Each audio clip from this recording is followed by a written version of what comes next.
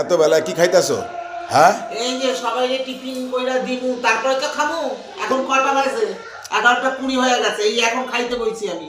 11টা 20 সময় তোমার তো খাওয়া তো ছিল 10টার সময়। আর কি করুম? সবাইরে দিমু, বাচ্চাগুলোরে দিমু, ওরা গেল ওরে দিমু, তারপরে তো খামু। আচ্ছা, খাইতেছো কি শুনি আগে? এই ডিমের ভুজিয়া আছে আর তরকারি আছে আলু আর পরোটা আছে। পরোটা ছাড়া তুমি রুটি খাইতে পারো না? তোমার চেহারা এরকম ফুলে গেছো। কি কথা?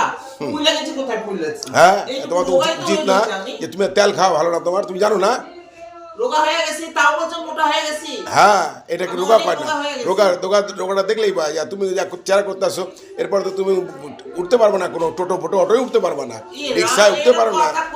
হ্যাঁ, এত ভারী ভারী চেহারা করলে হয় তোমার? আচ্ছা আচ্ছা, তুই কালকে থেকে রুটি খাবা, পরোটা খাবা না, আর ডিম অত খাওয়া দরকার নেই, আলু ঠালুও খাবা না, খাবা তুমি খালি শাক সবজি দিয়া, ঠিক আছে? পাবো না তাহলে। শাকসবজি খাইলে হইব? হ্যাঁ, মাছ মাংস খাওয়ার দরকার। পালং শাক খাইলে কত সুন্দর প্রোটিন পাওয়া যায়।